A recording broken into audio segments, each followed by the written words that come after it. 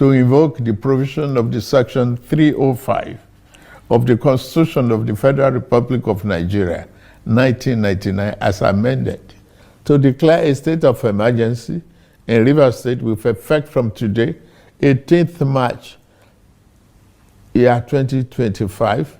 On March 18, 2025, President Bola Tinubu appointed Vice Admiral Ibok-Ete Ekwe Ibas as the sole administrator of Rivers State, following the suspension of the state governor Siminalayi Fubara and his deputy, Mrs. Ngozi Odu, for 6 months.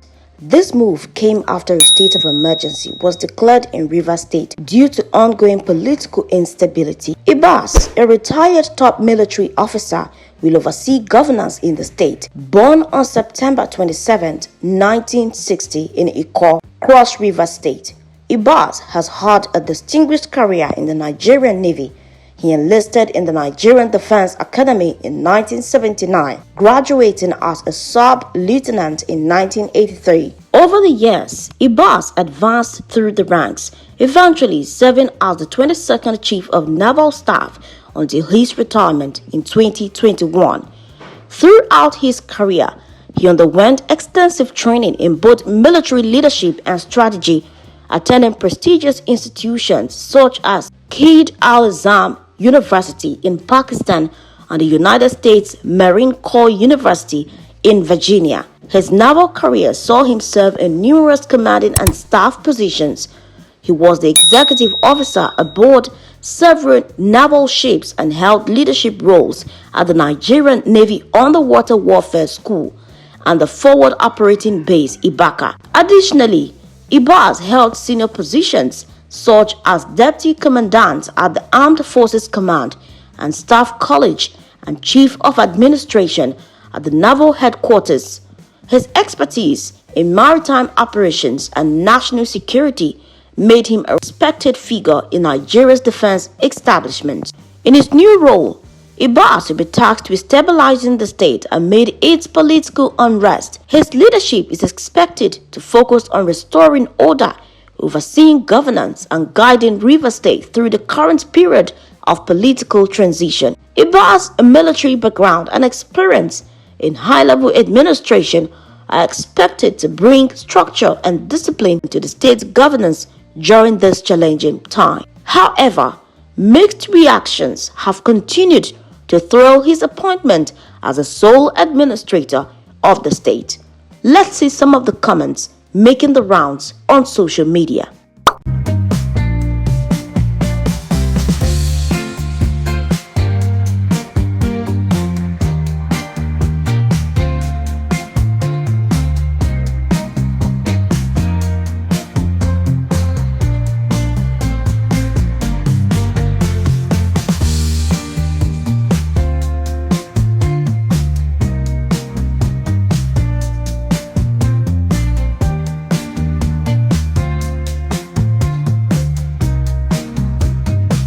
In case you did not know, a state of emergency is a government-declared period during which normal constitutional and legal processes are temporarily suspended due to a crisis, often involving natural disasters, civil unrest, war, or political instability.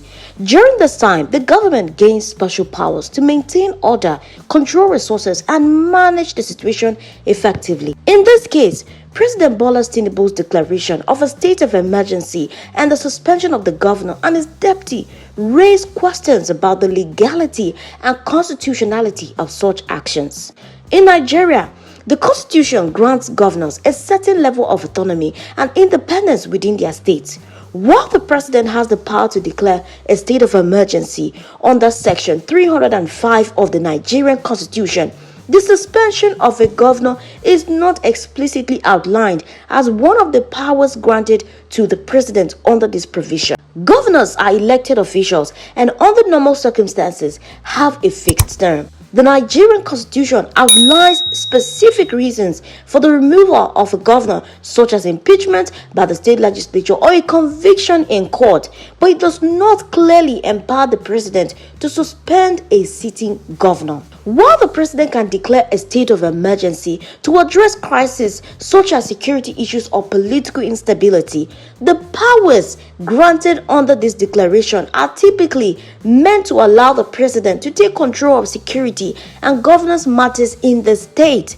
However, this power does not appear to directly extend to removing or suspending elected officials like the governors. The principle of separation of powers between federal and state authorities suggests that the federal government and, by extension, the president should not interfere in the governance of states except in specific circumstances such as a declared state of emergency.